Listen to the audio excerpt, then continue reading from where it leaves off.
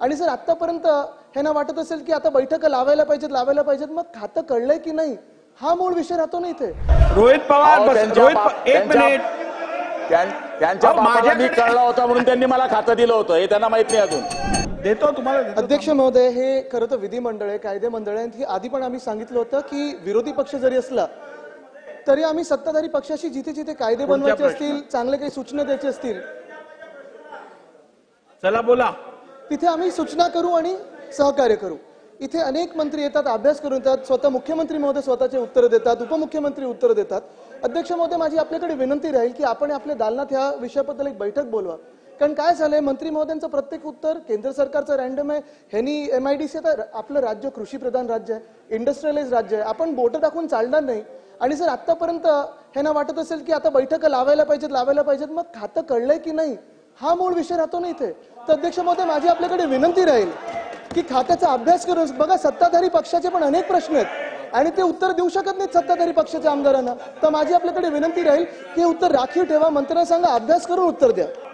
चला पुढे, रोहित पवार बोला। अध्यक्ष महोदय, मंत्री महोदय, ठीक आहे, एक मिनिट, माझ्यानंतर आपण उत्तर तुम्ही मला बोलू एक द्या, मिनिट, मला बोलू द्या। रोहित पवार एक मिनिट, त्यांच्या बापाला मी कळला होता म्हणून त्यांनी मला खातं दिलं होतं हे त्यांना माहित नाही अजून।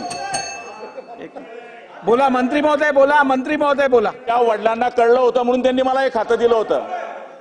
ठीक आहे, चला।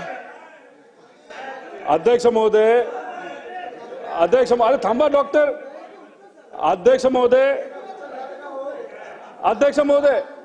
एक मिनिट बसून घ्या, सगळ्यांनी बसून घ्या। बघा हे फार बसा, भास्करराव मी बोलतोय, आपण बसा ना।